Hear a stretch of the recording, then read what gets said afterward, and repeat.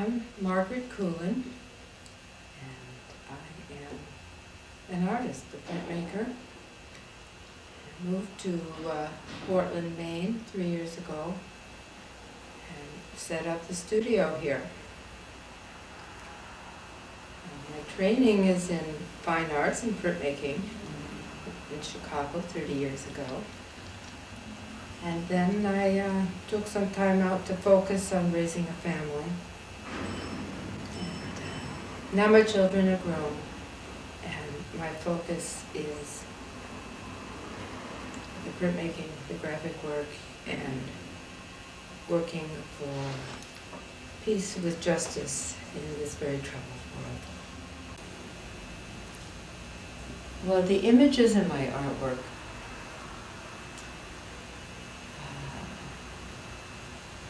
come from deep personal experiences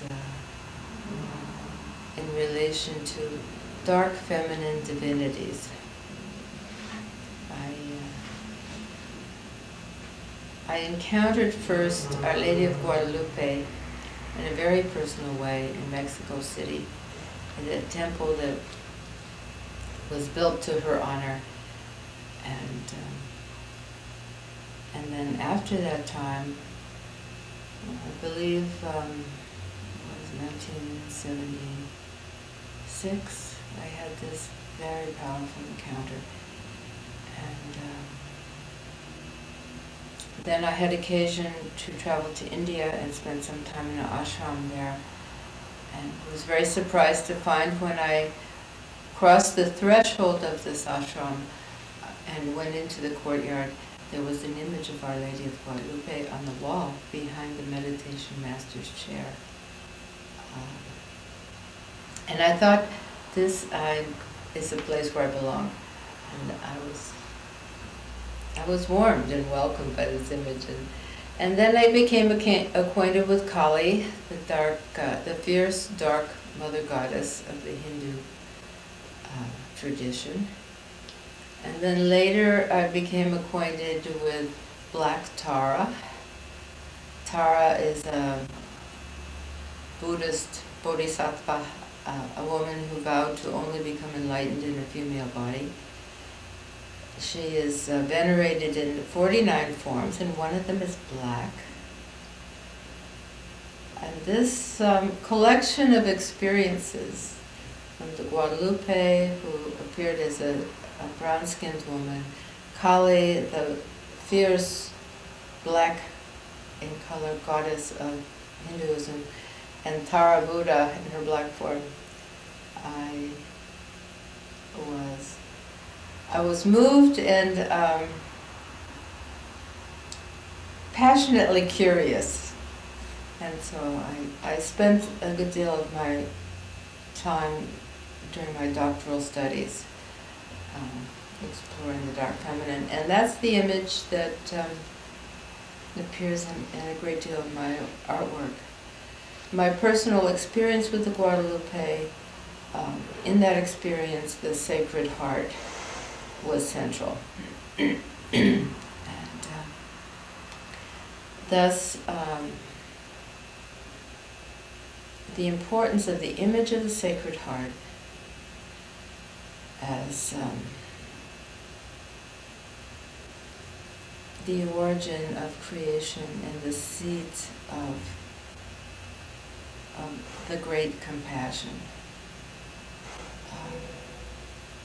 is important for me to be in the company of this image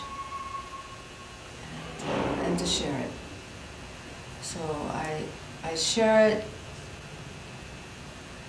in many faces and aspects of the Sacred Heart image, but also as depicted in Catholic tradition as the Sacred Heart of Mary, who is for symbolic reasons depicted as having 7 wounds and 7 swords piercing her heart. And many of the images that you've seen in the studio show the Sacred Heart of Mary with 7 swords piercing her heart. when the events of September 11th unfolded, I was struck by the fact that there were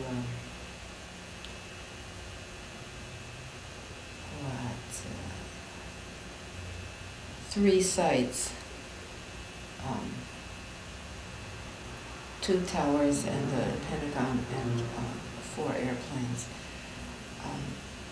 It came to a number 7 that got my attention there, and it felt like this was the 7 wounding elements in the Sacred Heart of this country. And as I reflect on that, there's layers and layers of meaning to all these symbols. In some ways, the World Trade Center has become the Sacred Heart of America. World trade and multinational corporations. It was in many ways an appropriate symbolic target. Never is it appropriate to murder human beings, but as a symbolic target, I came to understand the appropriateness of that. In many ways, it's that globalization of the attitude of world trade, free trade, oppressive trade, damaging trade, earth-raping trade is really the target of my activism, and also the focus of the artwork. I didn't travel to Japan, but I know in Santa Fe, New Mexico, I attended a workshop at a Buddhist center there where a Lama from Tibet, who now lives in London, had traveled to Santa Fe and gave a teaching on Tara and spoke about the Black Tara in Santa Fe. And there's a large Tibetan community there in Santa Fe.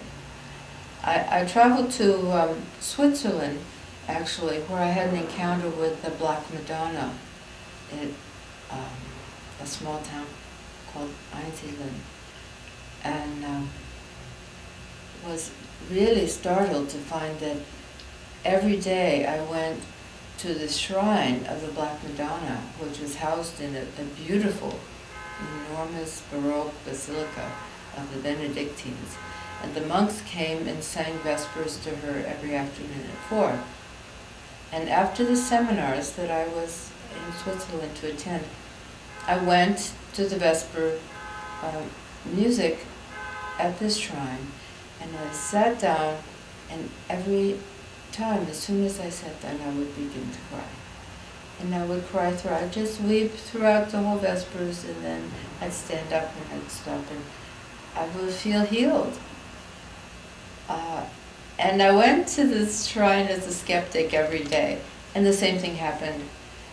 And I noticed that busloads of pilgrims come from all over Europe to this shrine for healing.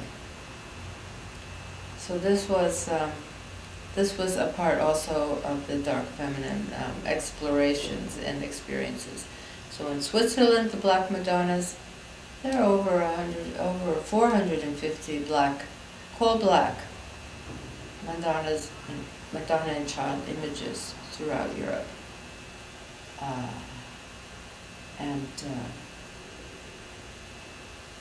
I taught a seminar in Santa Fe, which we called Meditations on the Dark Mothers, and discovered that people who never heard of them before showed up at the seminar, and they would say, I don't know why I came, but I knew I had to be here.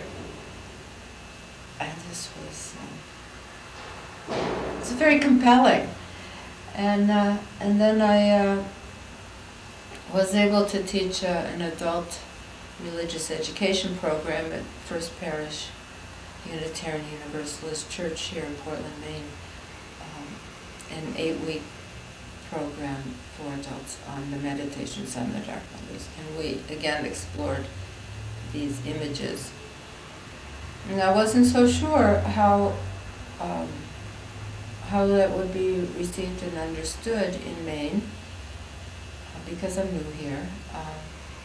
I knew that in Santa Fe there was a wide veneration of the Dark Mother in the form of the Guadalupe, and there were Buddhists who knew about, and there was a large Native American population, and they knew of the Dark Feminine as the Crow Mother, and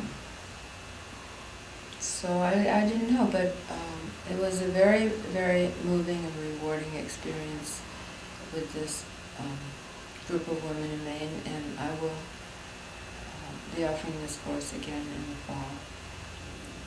And it appears to be a part of my life to gather people who have a need to explore this dark feminine and to nurture that veneration where people need to express it. The Sacred Heart image as a container and as a symbol of the seed of compassion and love. And in my spiritual tradition, it is said that God dwells within me as myself, and that I understand to be as my higher self, as my God self. And in my personal experience, the image of the heart chamber, of the heart vessel, so resembles the vessel of the womb, and brought to my attention by the vagina monologues, the vagina, the womb, as it's more and more often being depicted in feminist art, are really important, equally taboo areas of exploration and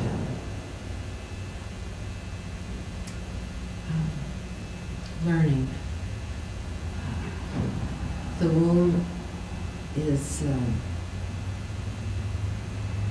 important part of the religious symbology in India.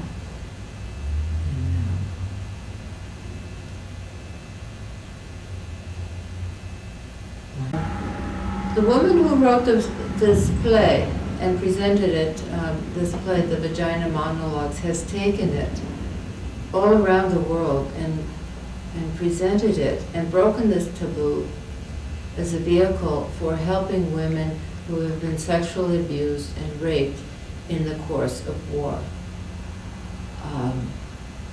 She has taken this play, these monologues, about this most personal and intimate part of the female anatomy, to places where women are covered from head to toe with burqas in their civic life, and has found that the need to talk about the pain of the wounding in that most intimate part of their selves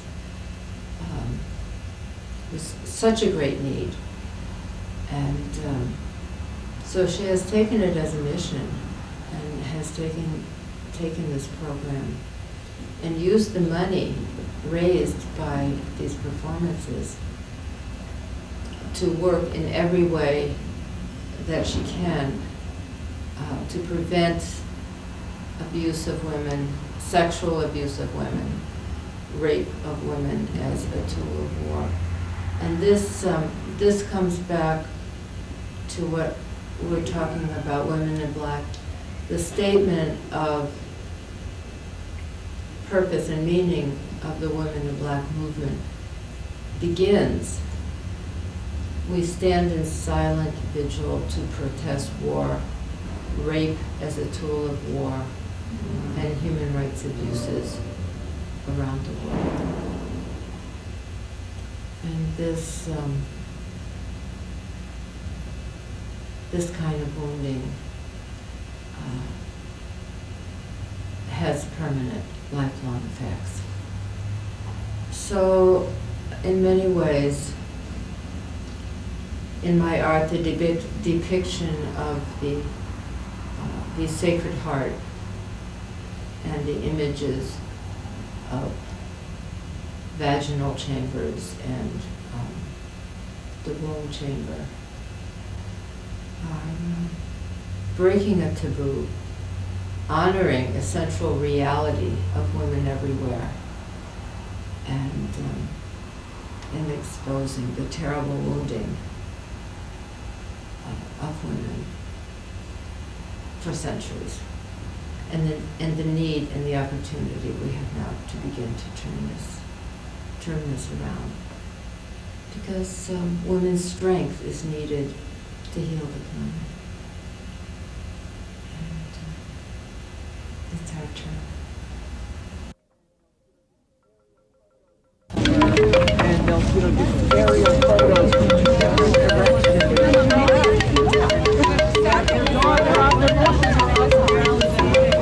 But you're welcome to hold this one. They aren't I don't know, I just got it. I think they did one.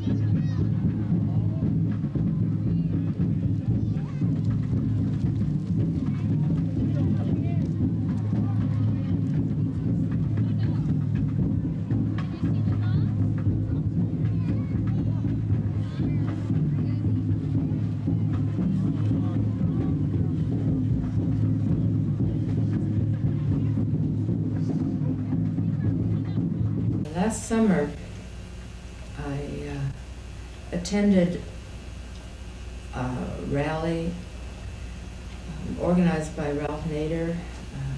I think it was called Democracy Rising, and it was for the purpose, I believe, of generally networking in the community. And it was there that I finally connected with a woman in black who had a flyer and described the details and history of what this movement was. I had heard of Women in Black at a distance and was attracted to the idea, and there I was face to face with a person who stood with a Women in Black vigil in northern Maine. Shortly after that meeting, I stood on the corner of Congress and High Street, which is the corner where my studio is located, and had a handful of flyers describing the purpose of the Women in Black movement. And within a few short weeks, there was a collection of women standing with me, and now the vigil has grown to varying numbers between 25 and 30. It's very encouraging to me to see the response and to see what one person making a decision can offer to community. And what I think it's offered is an opportunity to stand with others, to share the grief that we are feeling collectively over the violence and the war that is raging in Iraq, Afghanistan, and other parts of the world. Many of my friends and many other people in the community are so overwhelmed by the violence and the powerlessness, that they're overwhelmed to inaction. And standing silently with a group of women to express our mourning. I have to stop. Well, it's very troubling to me to watch the behavior of the leaders of my country ignore the wishes of the majority of the people and to take military action against very small, very comparatively powerless countries to wage war with arms and tanks, but also to manipulate and wage war with economic power, with manipulation through multinational corporations of the resources of underdeveloped countries, or shall we say countries that are developed in a different way. I would not assume that a country that does not have the economic power of the United States is necessarily underdeveloped if they have held and manifest a moral, balanced approach to taking care of the needs of the people of that country. In that kind of development, I believe the United States is very underdeveloped in its priorities. The very, very huge problem that's called globalization is a spreading of inequality of access to basic human necessities. And that is both frightening and very saddening for me. And since my vote doesn't seem to count, and the vote of the majority of the people doesn't seem to count, I, along with many others, are looking for other ways to express the strength and depth of feeling about a need to shift the emphasis of where we spend our money collectively, where we spend our resources, and how we honor our agreements. This is the greatest tragedy, is the decline of the rule of law within my own country, within my community, where people with the big sticks and the guns and the big money have their way and silence those around that are charged with keeping the peace, preserving the common good. Just a few days ago, there was a collection of peace activists on the Monument Square who were visited in the middle of the night by a gang of police officers who beat some of them, told them they had to leave, could take only what they could carry with them, and be out of there in 20 minutes. In the middle of the night, homeless, many in poverty, the weakest in some ways in the community, but those who needed a place to share with their neighbors and their community their feelings about war. This group of people was brutalized in the middle of the night, and they have been forcibly removed from a public space. That saddens me greatly. And this is the same kind of behavior that's going on across this country since the passage of the Patriot Act and the enhancement of the Patriot Act in many forms. Women in black who have stood on the same corner in Baltimore, Maryland, every single week for over a year were accosted by police officers and told they had to move because there was a law that said they couldn't stand there. They couldn't stand in the place they had stood every single week, and they were forcibly moved. Police officers that refused to get off motorcycles. This troubles me greatly. Civil liberties are so compromised. There are 2 women in black vigils in Portland, one at noon at the corner of Temple and Spring Street. About 20 people gathered there, not always the same, but approximately 20. And then this group at 5:30 at the corner of Congress and High Street. There's also a vigil in South Portland,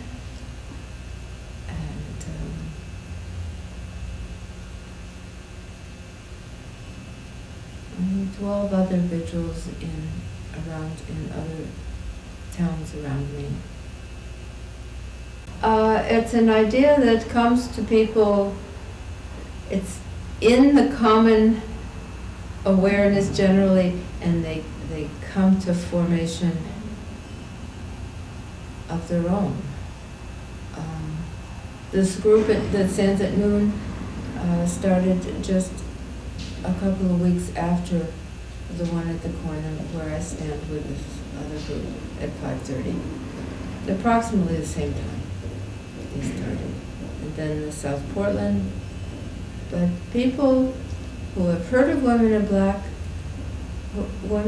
have stood since 1988 in Israel, which is where it started, with Israeli and Palestinian women standing together to end the occupation of the Gaza and the West Bank.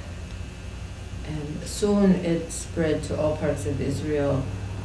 And then since 1991, Women in Black have stood this silent vigil in Belgrade. And it spread across Europe and now also Japan, Australia, completely around the globe. There are Women in Black standing. It's a women-led movement, and men are welcome to stand with us. Some groups prefer to be women only because of their experience that when it's in mixed groups, men have the habit of assuming leadership. Other groups are comfortable with being mixed groups, likely because the men in those mixed groups understand that it's a women-led group, and they want to follow and support, and that's appropriate.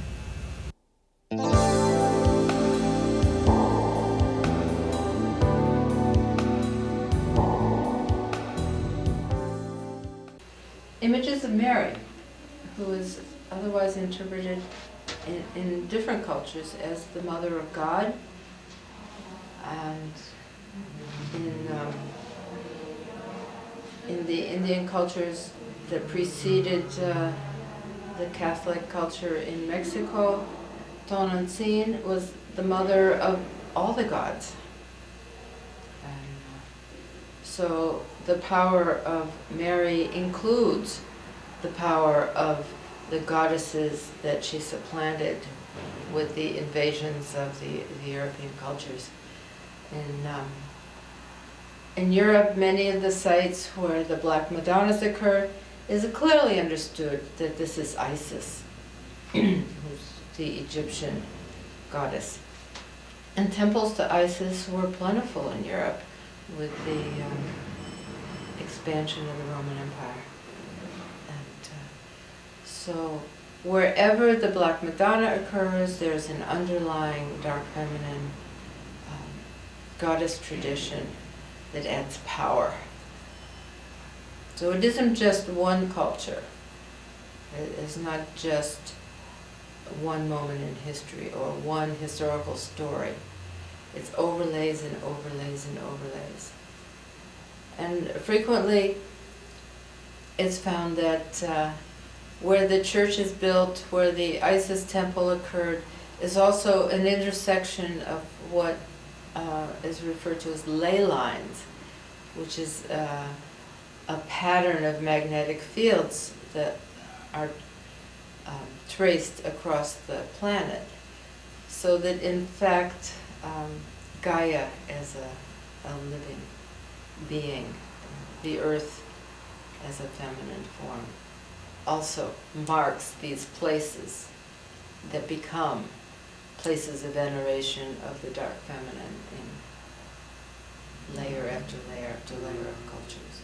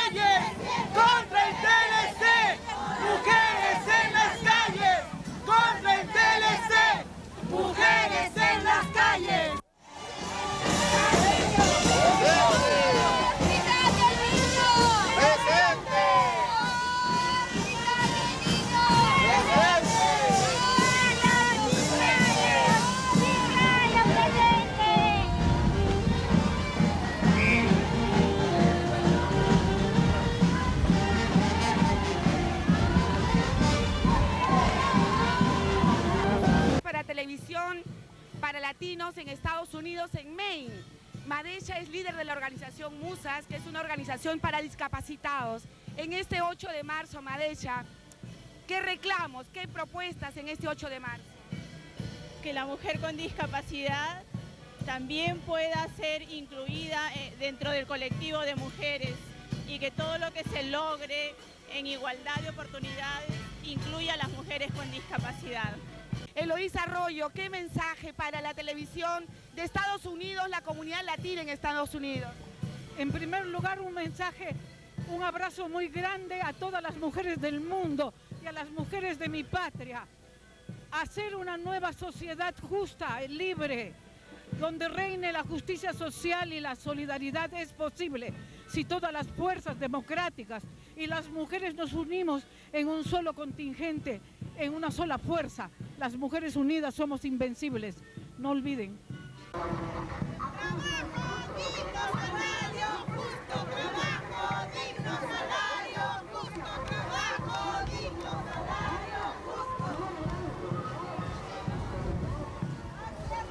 Nos duele absolutamente cómo sufren nuestros hermanos que viven, por ejemplo, que tienen que migrar de nuestros países a otros, producto de la pobreza, producto del subdesarrollo, producto de que hay malos empresarios en nuestro país que solo se enriquecen y expolian nuestras riquezas naturales y no reinvierten en nuestros países. ¿Qué mensaje para la comunidad latina, Susan, en Estados Unidos, desde Perú y en el 8 de marzo, particularmente las mujeres que están fuera del país? Un abrazo muy grande, un cariñoso abrazo de las mujeres peruanas que estamos luchando por mejores condiciones, no solamente para el Perú, sino para Latinoamérica, nuestra patria grande. Queremos decirle que las queremos, que sus alegrías son nuestras alegrías y que sus sufrimientos son los nuestros. Que sigan adelante con mucha fuerza. ¡Viva el Día Internacional de la Mujer! Eliana, sabemos que van al Congreso. ¿Con qué propósito van al Congreso? Bueno, es una manifestación pública, es una expresión de nuestra libertad y de nuestros derechos, es una forma de reafirmarnos en una fecha simbólica como es el 8 de marzo, en el que todo el mundo confluye por la celebración de esta fecha. Así como el año 2000 nos dirigimos a Naciones Unidas, al Banco Mundial y al Fondo Monetario Internacional a exigir que los modelos económico neoliberal y sexista cambiaran las políticas de opresión y de discriminación hacia la mujer.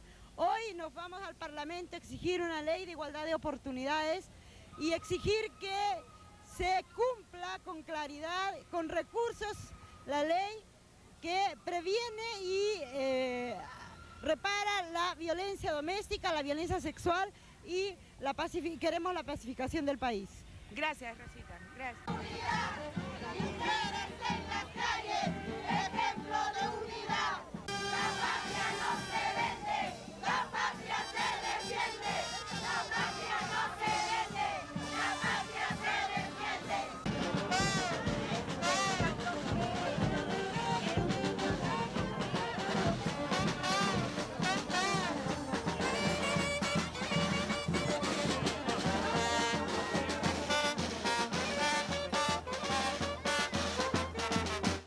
Las mujeres debemos seguir preparándonos y ver la forma de ir llenando más espacios de tal manera que tengamos una mayor presencia política en lo que es el quehacer del país, ¿no? Porque lamentablemente se está viendo cómo se manejan las cosas y yo creo que que haya una mayor participación de la mujer es importante.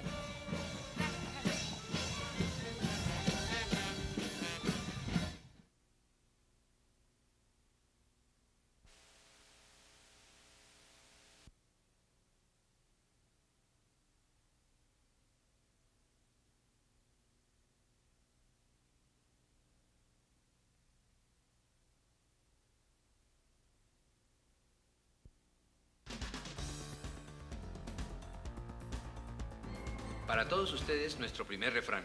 Más sabe el diablo por viejo que por diablo. ¿Qué piensa usted del refrán? Para mí es un refrán o es un chiste, porque el único viejo y sabio para mí es Dios. Pues no. no sé, no soy ni diablo ni viejo. No, yo tampoco creo en el diablo. Para mí no existe el diablo. Perfecto.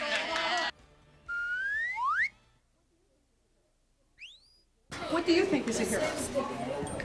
Who saves the day? Well, yep, that's an expression we say a lot. What do you think makes a hero? I forgot. Okay, anybody got, what do you think makes a hero? Not stealing stuff, helping people, bringing them somewhere, like that. Okay, yeah, what do you think? Saving the day. Well, yeah, what else? I know. What do you think? Saving people from getting hurt. Saving people from getting hurt, that's really important. That's good. Very good. Okay. Okay, everybody here knows who Martin Luther King is, right? Yes. Yeah, He okay. helped black people. He's a famous guy. He's He a- wouldn't have been president if he didn't got shot. That's true. I think you're very right about that. He could have been president one day. Well, Cesar Chavez was Cesar the Chavez. Martin Luther King of Latino people. Latino people? Yeah. What's Latino mean? Latino is, well, what would you want to tackle with that? What's Latino mean? You've probably heard the term more Hispanic or Spanish-speaking people, right? People that come from Latin America, Central America, are called Latinos. And we have a lot of Latinos in Portland, Maine. And there's another reason we call them Latinos and not Hispanic, because the 5th largest country in the world is Brazil, and they speak Portuguese. So, but they're still Latin, so we call them Latinos, because everybody who is in South America who speaks Portuguese or Spanish is Latino.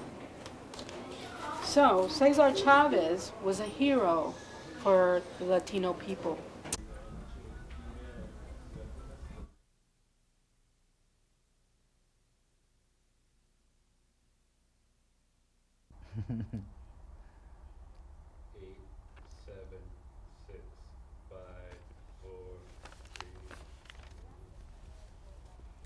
Gracias, Manuel, por las bellas noticias de Latinoamérica.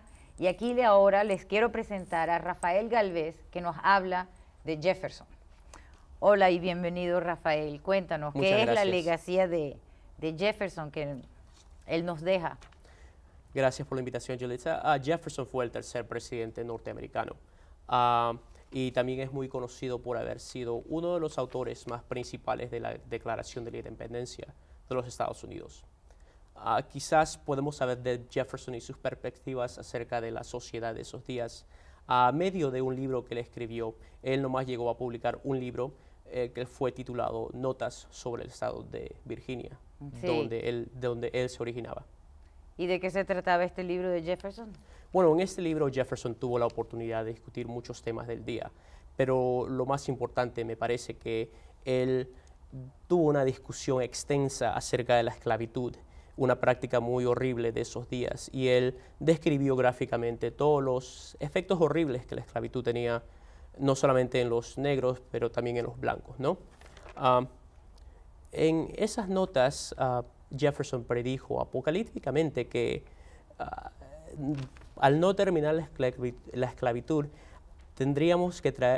traeríamos convulsiones horribles y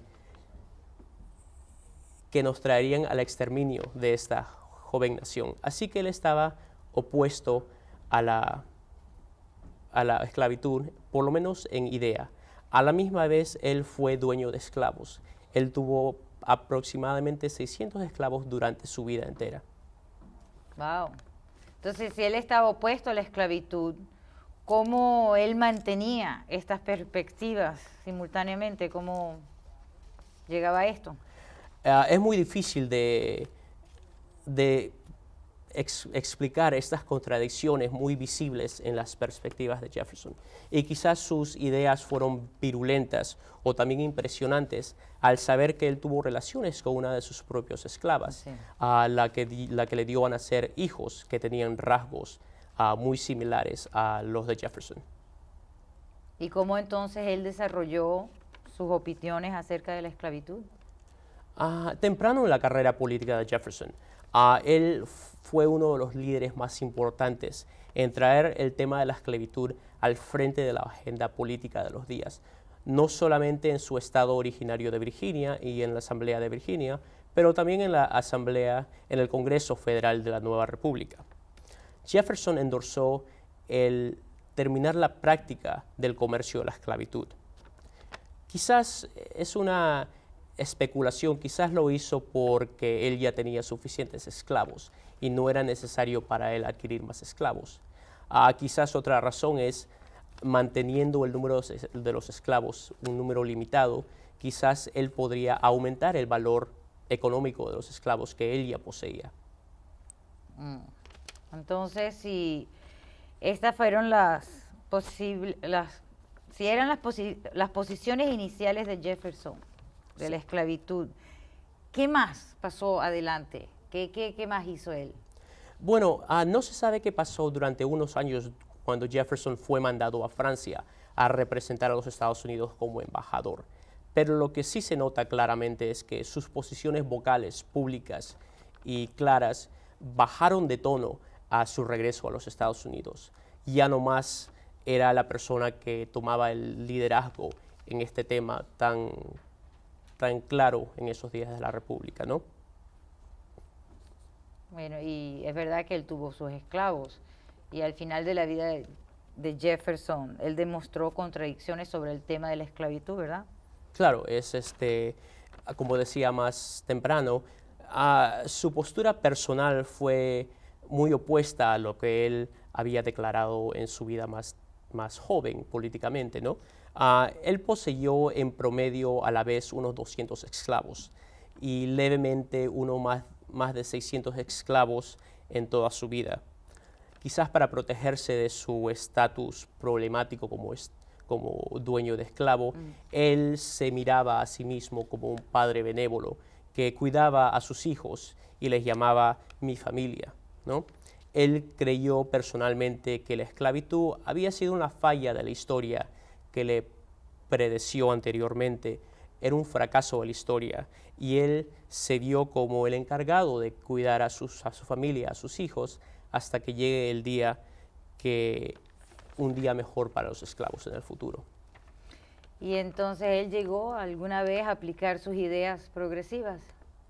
Una vez quizás solamente, y desafortunadamente él nomás llegó a liberar a 5 de sus esclavos, todos familiares de la esclava con quien él tuvo relaciones y la que le dio niños, ¿no? Al final quizás no lo pudo hacer, quién sabe, porque su deuda creciente. Jefferson fue muy afluente, tuvo muchas propiedades. Al final todas sus propiedades, igualmente que todos sus esclavos y todas sus posesiones, llegaron a ser fueron hipotecadas a todos sus acreedores porque Jefferson estaba muy endeudado y por lo tanto, siendo posesión de sus acreedores, él no tenía la libertad de darle la libertad a sus esclavos. Muchísimas gracias, Rafael, por todo lo que nos has informado acerca de Jefferson. Y ahora pasamos a otra persona. Nuestro próximo segmento.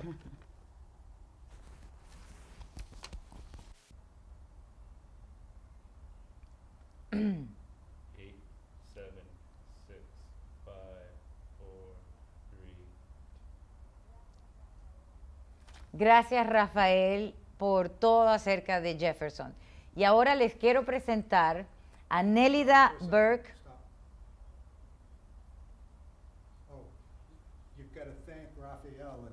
Okay. All right. I wasn't sure. 5, 4, 3, 2, 1. Gracias, Rafael, por todo acerca de Jefferson. Y ahora les quiero presentar a Nélida Burke, que viene del Portland Health Service, a hablarnos de la salud. Gracias.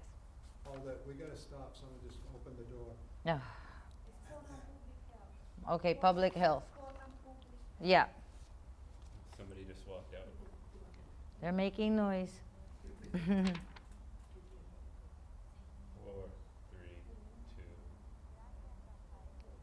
Gracias, Rafael, y por todo acerca de Jefferson.